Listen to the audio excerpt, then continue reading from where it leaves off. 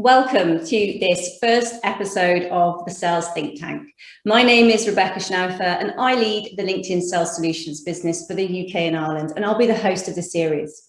Over the next few weeks, we'll be bringing together panels of sales experts to explore the most pressing issues for our profession as we navigate a new landscape of buyer-seller relationships. We're kicking off with an issue that's been front of mind for sales leaders since the first days of salespeople going door to door or picking up the phone to their contacts. Before we get started, however, I'm just going to go over some quick housekeeping items. Firstly, audio is only available through voice over IP by audio broadcast. There's no dial-in. We'll be sending out a recording within a week after this broadcast. Secondly, if you're experiencing any audio issues, please refresh your browser. For the best viewing experience, we recommend using Google Chrome or Firefox. Thirdly, you'll notice that there are some resources in the resource list module to the right of the media player. Please download any of the materials available in that module. And finally, we have team members available on the Q&A panel to answer any questions you may have. I hope you enjoy the webinar. Now, on to today. In this episode, we're tackling the sales productivity challenge, that eternal battle and balancing act involved in getting more time selling for our teams, but also ensuring that time is well spent. Just prior to the pandemic, LinkedIn research showed that the average salesperson in Western Europe spent just 40% of their time selling. If you dig into the numbers a little closer, you find that there's actually a big discrepancy between countries when it comes to how this time is distributed. The average sales rep in the UK spends almost half a day less per week talking to clients than their peers in France and Germany. So why do productivity gaps like this exist? And why do sales teams everywhere find it such a struggle to get time with clients? There's never been a simple answer to this question, but one thing we all know is that the nature of the challenge itself has changed dramatically in the past 12 months. On the one hand, there are obvious opportunities to be more time efficient. Our teams are spending a lot less time on traveling to meetings, which means that they can theoretically schedule shorter and more focused time with clients and fit more into their days. It's also possible that contacts are more likely to agree to calls given the lack of travel time commitment on their end. As sales organizations ramp up their investment in technology and routine tasks become automated, there's also productivity gains that people can get from that as well. Balanced against this, though, are new potential constraints on sales productivity. We may have more time available to spend selling, but are remote working contacts as willing to give us their time? In an era of remote selling, reps may need to spend more time on research prior to reaching out. And with our sales teams socially distanced and working from home, we need to balance productivity with the need to avoid burnout, balance professional and personal life, and maintain that all-important motivation. I'm really excited to have a great panel of sales experts primed and ready to dive into these issues, and I'm sure it's going to make for a very productive discussion. So to kick things off, I'm going to ask our panelists to do a quick round of introductions, starting with you, Mitali. Thanks, Becky. Hi, everyone. My name is Mitali Patnaik, and I'm a Senior Director of Product at LinkedIn, where I manage the LinkedIn Sales Navigator product team within our Sales Solutions group. I'm based in San Francisco and really excited for being here today. Thank you. Welcome, Mitali. Right, next up, I'm going to move to you, Alex. Hi, Becky, thank you, and delighted to be here. My name's Alex, and I've been in sales for 15 plus years, primarily in professional services. Then for the last 4.5 years, I've been consulting back into industry, helping organizations understand how to build digital sales behaviors into their go-to-market strategy. And most recently, I've joined lately as head of enterprise strategy and operations to help them scale their social media marketing enterprise tool into the enterprise market. Wonderful. Thanks for joining us today, Alex. And last but by no means least, Jonathan, over to you. Yes. Hi, everyone. My name is Jonathan Luker. I'm the sales director for Toshiba Global Commerce Solutions. We're a global business, although I'm responsible for the UK and Ireland. Been selling for over 30 years now. So sales productivity and everything around sales productivity has been close to my heart for a long time. Thank you, Jonathan, and welcome.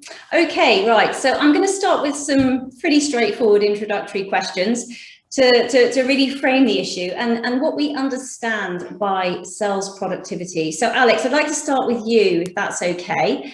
How do you define time spent selling? Is it just face time with clients, or is it more than that?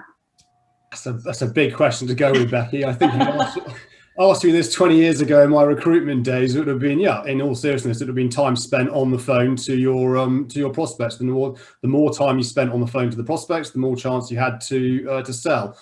Fast forward to today, it's a combination of, yes, you need to be talking to your prospects and your clients, but you can be selling 24/7 in this digital world on social with your content and how you distribute content. So I believe it's going to be different for each organization, but fundamentally at the basics, the more time spent talking to prospects and clients, the more opportunity you have to sell your products and services. Thank you. So that FaceTime piece is still important, but I'm definitely detecting a larger element of research up front. Okay, Jonathan, just switching to you there. Has the way that you think about sales productivity changed with the pivot to remote selling?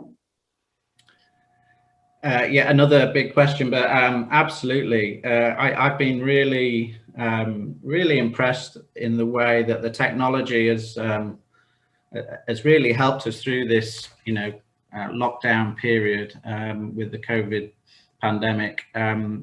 It's been amazing how I've seen the teams work. We implemented Teams, Microsoft Teams, and it just timed it so well in the fact that we were able to continue to engage with clients and work internally in a far more seamless way. It's been amazing. So absolutely, yes. How it's going to actually happen and pan out over time, I think, we'll wait and see. But definitely, it's been a fundamental shift in how we work historically and how we're going to work going forward. Absolutely. And I think, when all of this started, a lot of the plans that organizations had for diving deep into different types of sales tools and technology really was accelerated. And so it was a bit of an in at the deep end. And as we sort of navigate our way through, some of those products may well fall by the wayside, whilst others become, front and center to that technology stack and indeed the sales methodologies as we move forward. So Mitali, staying with technology, do you think that technology can help sellers, give sellers the intelligence they need to bring value to a sale? Yeah, absolutely. Great question. And I fully agree with what Jonathan was saying. We've seen just a transformation in how our customers are using even just Sales Navigator. And this wasn't, technology built for remote selling during the pandemic. Of course, we always believed in virtual selling, and that's what Sales Navigator is for. But we've seen a pretty big shift in the kinds of customers that are now using Sales Navigator, including traditional industries such as manufacturing, healthcare, that wouldn't normally be some of our customers. So absolutely, I do believe that this is why I'm in what I do. Technology can absolutely help make reps far more productive. We've seen between just Sales Navigator users and non-users, there's about 2.5 times more connections that Sales Nav users can make with decision makers at their accounts. So that definitely helps a lot in closing and deals and just better sales outcomes. The product is really built to make reps efficient. So things like, alerts notifying reps of any important events, job changes at their client companies, spotlights around what's happening on LinkedIn. So what are your customers talking about on LinkedIn so that you can go and participate in those conversations. All of this really make, targeted to make reps that much more efficient and focus on just connecting with their clients, both virtually as well as actually getting on the phone and speaking with them. Thank you. Thank you. So I heard quite a bit in there about value, you know, making those connections, making yourself relevant to the people that you're reaching out to. Alex, Jonathan, this is for both of you, wanting to know if you agree or if you have some different perspectives here. If we want to demonstrate that we are putting the buyer first, do you think we need to invest more time on research and sales intelligence to make sure that those conversations add value? Alex, I'm going to lean to you first, if that's okay. Wow, again, big question. I think for me, yes, absolutely. And, you know, Sales Navigator, I bleed blue if you cut me in terms of LinkedIn. However, having consulted back for the last 4.5 years, in the last 12 months, I think what organizations have to be wary of is not layering tech on tech's sake. Yeah. And a lot of sales reps I talk to, it's not another system of record I have to put things in, which then decreases the productivity.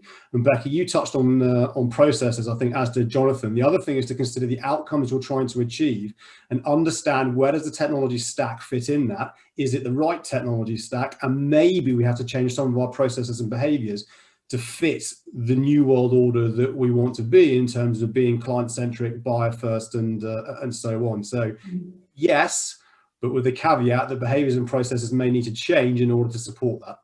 Yeah, I like that, Alex. I like that sort of that caveat on changing behaviors, but also going careful not to kind of like, you know, over layer when you're looking at this. Jonathan, interested in your views. Yeah, I think we're really at a point now where when you do engage, you've got to engage with quality. Mm-hmm. So sales productivity for me isn't solely about, you know, identifying and touching and making those connections. It's making sure that when you do have that, you know, that meeting or that call, that you are prepared and you are ready and you can do a good job and you can leave a lasting impression. So, you know, I think we've got to get this in balance. You know, for me in our business, it's very much about really trying to ensure that we've covered the bases, thought about all the gotchas, you know, and added that extra level of quality to what we try and do. And that will make a difference in the long run. So yes, absolutely. I think really interesting time. You know, I've had a recent experience where we did a proposal to a global company and every region of the world was represented on this presentation. And I was just thinking as we were delivering this, it felt like business as usual. But actually, if you think back to pre-COVID and pre-virtual meetings, how difficult it would have been to pull that meeting together. So, you know, I think, you know, we're really at a point now where the technology is here and we're going to be in a different world as we move out and the economy starts to open up again. You know, selling will never be the same again, for sure. No, there's been a real shift there. And again, you know, what I heard from that was, yes, we do need to invest more time in our research and in sales intelligence, but there is a really good, you know, it's quality over quantity if we're going to deliver value to our clients. So thank you for that. Okay, so moving on slightly, as I mentioned in the introduction, a remote selling world creates both challenges and opportunities when it comes to increasing sales productivity. So it would be really great to hear from all of you what's worked best so far. So Alex, I'm gonna come to you first. Generally, how do you feel that remote selling has impacted sales productivity positively or negatively so far? I think if we had this question kind of 6 months ago, even slightly longer, it would have impacted it a hell of a lot, and productivity would have gone down as we were trying to figure this all out. Some organizations, you know, not having the technology infrastructure in place to support working in a remote world. Talking to an organization probably a couple of months ago where they were purely field-based and trying to work out what this new world order might be. But it's as much how to sell in this environment that we find ourselves in, where normally in person is the way forward. Yeah. I think as we move out of this, the key thing for me in all of this, and this has been true of sales for as long as sales has been around, is recording activity to prove outcome.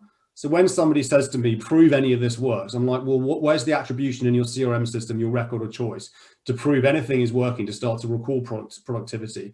And it's really interesting to see where Forrester is going with this and what they refer to as dynamic guided selling, which is what we're touching on, is the technology, the data, and the systems and processes to start to go where the customer is, not where they've been, which segues and ties in very nicely with your buyer first approach, the research, the insight you need to do before that, but actually leverage data just to make better business decisions about who you should be contacting and when, irrespective of what channel that's in. Yeah, there's so much out there about that buyer first mentality, and how getting ahead of that will, not only make you more successful, but also make your customer more successful, which is what we're about, right? So thank you, Alex. Jonathan, switching across to you now. I think this is a very hot topic and one that should be front and center, but I'm interested in understanding, how have you approached the challenge of balancing sales productivity with employee well-being and avoiding burnout, which I know is something that is, on a lot of people's lips at the moment? Yeah, so we've had a really interesting experience. I've worked constantly and probably harder all through lockdown, because there's no getting away from it. There's always someone putting meetings in your diary, and it's as quick as a telephone conversation. So your days fill up, and it's the same for the whole team. And it's not just about the sellers, it's actually about the whole business. Yeah. And as a management team, we've all been through mental awareness training to help us understand what we see and what we find when we're working amongst our teams.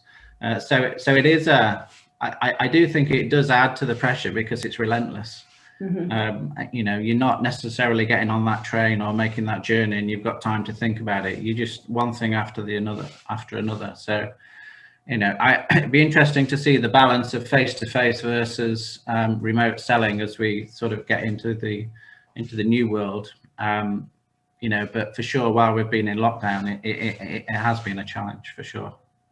Yeah, it's been really difficult to manage the pause, hasn't it? I think being face-to-face, being in office, the pause was often, even if it was only small, walking from one room to another, or kind of walking out of your client, walking back to the office, or as you said, that train journey to and from work. It's very easy to just rack up back-to-back Zoom calls without even thinking about it, because your diary has the space to accommodate it. So thinking that through and putting those kind of what feel like unnatural pauses in, very, very important. So Mitali, coming to you, kind of following on from what Jonathan has said, what's the single most valuable change that you've made when it comes to increasing sales productivity? Yeah, I mean, I'm personally, not a seller, but I'll speak to what we've seen both internally at LinkedIn, but really for our customers. So going back to what both Alex and Jonathan said, one thing that's really interesting that's happened, now versus at the beginning of the pandemic, it's not just that the sales professionals have become more used to virtual selling and picked up on these tools, it's that the customers have as well. So I think like on both sides, I think just the general business environment is just that much more familiar with these kinds of virtual meetings and phone calls, and that's actually had a pretty big impact on sales productivity if the person on the other side is equally familiar with Teams and Zoom and whatnot. But the main really the biggest thing you can do is from a productivity perspective is just focus, right? So exactly what Jonathan was saying, it's just the quality over quantity. I think Alex mentioned that as well. So we get so busy in just going back to back between meetings and having just like our tasks suck up our day. And I think the best thing you can do is really, really prioritize and focus on the right accounts, on the right customers, and tools that help you do that. Of course, LinkedIn in general, Sales Navigator specifically, but like LinkedIn, is a great tool. Just researching your customers' needs, figuring out who really you want to speak to, who are the decision makers, the buyers, and like really prioritizing and focusing and having those quality conversations over just filling up your day is, I think, where the best, most productive, salespeople shine. Yeah, that prioritization actually is so important. We talk about prioritization a lot, but actually getting down into the nitty-gritty of it and sorting through those things that you really must do versus those things that you'd kind of like to do, that's really, really important. Something that we try and lean on a lot is that prioritization and coaching people to be able to prioritize those things that are important to them is something that we focused on quite heavily here at LinkedIn. So Jonathan, I'm interested from your perspective, how important is it for you to maintain that culture of coaching? I know it's something that you're quite passionate about when your team's working remotely. Yeah, Becky, it's it never goes away. Coaching is, when you're in sales and sales management and leading sales teams, it's all about engaging with the team on the ground and making sure that you're there to support and picking up what needs to happen behind the scenes as well. But yeah, I've just something I've done is do coffee chats, but schedule it with the guys. So it's just a way of having a meeting that isn't about the business as such, and that's your opportunity really to just spend some quality time and understand what's going on. And some of the coaching really comes through in those sorts of conversations when you're deciding how best to approach things and those sorts of things without the pressure of the day-to-day business around you. So yeah, that's what I've done, and I think it's really important. You've got to keep the conversation going, right? So that's what I do. Absolutely. So stepping away from Zoom, being intentional in that conversation and making sure that when you're having those types of coaching dialogues, you're very much centered on the individual, and you're not going to let a business issue, let's say, creep in. It's all about them. Incredibly important. Absolutely. Okay. So moving on from coaching, we've touched a little bit on sales technology already, but I'm going to dig in a little bit more. Sales tech has a central role to play in the productivity challenge. I can't remember which one of you, but one of you talked about saying that our reps say that sometimes they have too much technology to choose from. In fact, that's very much backed up in one of the surveys that we've done recently. So there's some great technologies over there, but some companies tend to go a little bit too heavy on the tech, and the reps just don't know where to go and what to use to help them to prioritize. Europe's investment in sales technology has caught up rapidly over the last year. So I think we were maybe a little bit behind the curve in that investment. I'm imagining the pandemic had something to do with that acceleration. But how do you think we can make sure that the investment in technology really does translate into increased productivity? What do you think we need to do to make sure that it's empowering our teams and not just giving them the next new shiny thing to play with? Alex, I'm going to jump to you first. How have you approached rolling out new tools to remote working teams? I know you've got quite a bit of experience in this. So it's firstly focusing on outcomes. It's actually ignoring the technology completely. What are we trying to achieve here and why? And if that question can't really be answered articulately, then ignore the technology and let's focus on that. And then it's starting to work backwards through that process, almost reverse engineering, if you will, to understand what are the inputs in terms of what data needs to be recorded where and in what, to then help drive the relevant KPIs to start to drive that productivity gains that we're looking for. If you're not doing that, then I don't care whether it's social selling, cold calling, email, carrier pigeon, you can't start to prove that anything is really working. We do believe also the other aspect is Justin Michael's written a book on this, he's releasing it, talking about the technology quotient. So you'll do you really understand the totality of what the current tech stack can do for you? And are you really getting the best out of that before you start to go and get a new system of choice to help drive that? So it is kind of getting back to basics and actually bringing technology in last, working with the outcomes, then the process, then the people, and understanding where the technology can support those productivity gains. But if nothing's been recorded in terms of a CRM of a record of choice to then track this, then you can't prove anything works, in my view. Mhm. Yeah, no, absolutely, completely agree. Jonathan, I know we've talked a little bit about this. Sales tech that you found valuable in the last year. Have you and your teams added any new tools that have really resonated?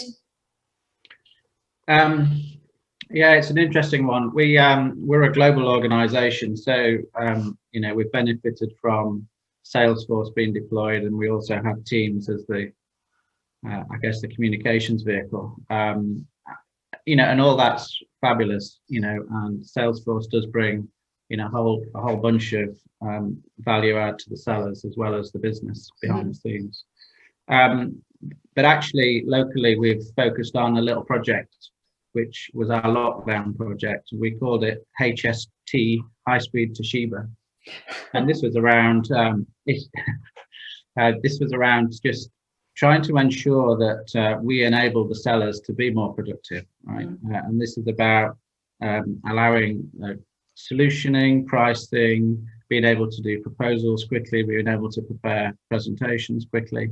And we've transformed how we do that. And that is having an enormous impact on the time it takes us to do a high quality engagement. So, it's not rocket science, but it's been an amazing transformation for us.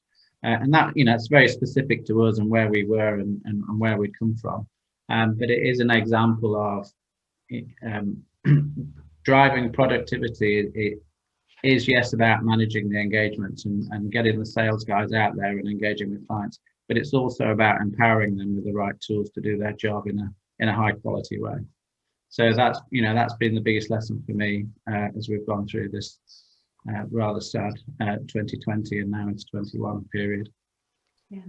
And very much really what Alex said, which is start with the outcome, look at the process, and then work out what technology is going to actually help you do that, rather than, lobbing in various different options and letting the reps sort it out for themselves, which I think causes far more confusion. So Mitali, I'm just going to switch to you now.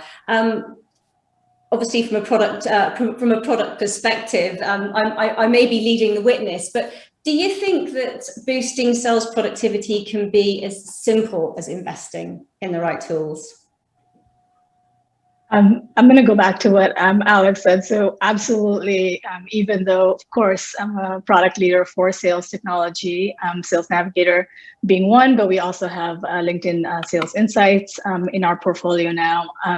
I absolutely agree with Alex. We have to start with the outcome. It's not about the technology, and the technology is really there to help you achieve your sales outcomes. And if it's not doing that, then there's really no point in deploying the technology.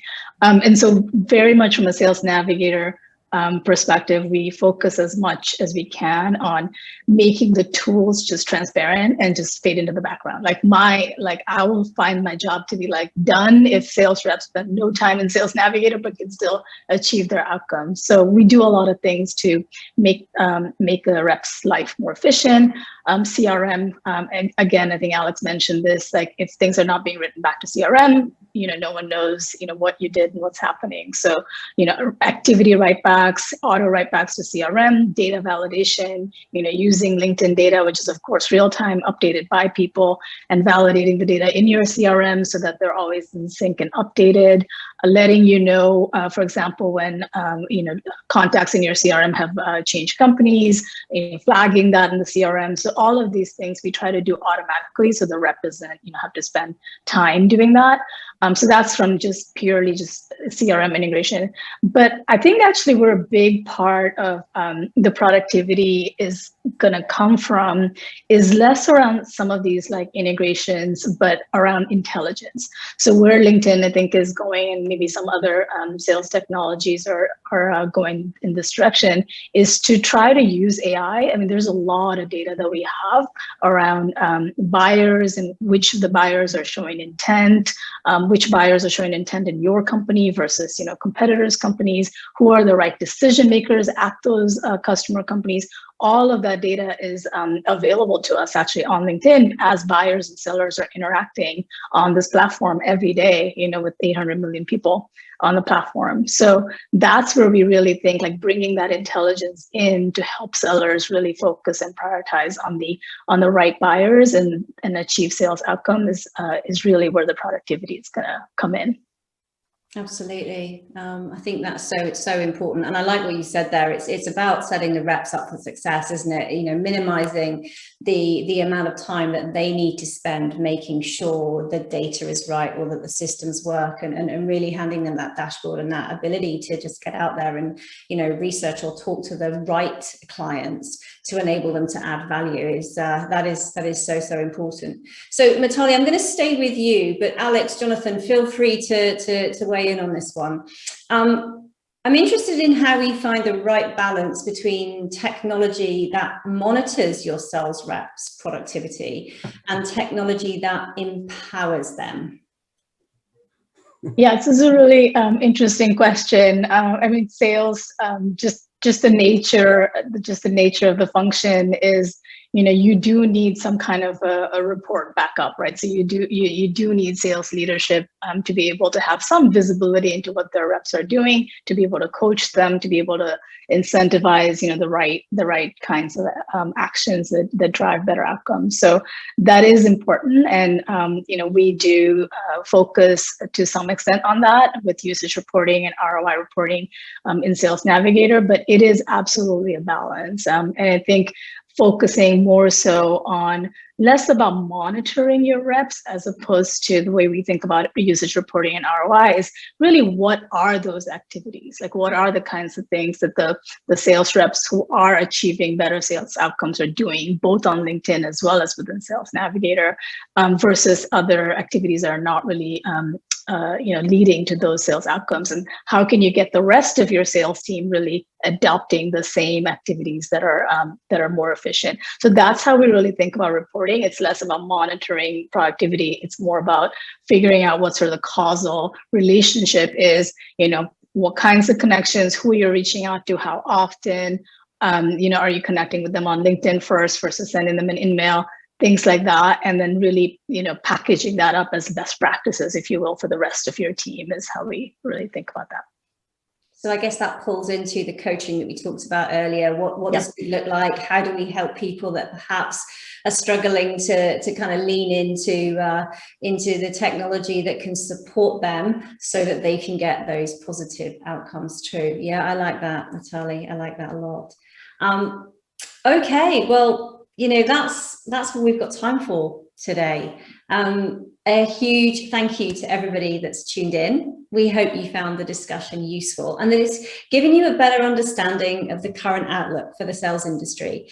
You can let us know what you thought about today's discussion by completing a short survey that will pop up after the broadcast. But finally, before we go, a really big thank you to Mitali, Jonathan, and Alex for sharing their insights with us today. From all of us here, we hope you stay safe and we look forward to seeing you for our next webinar.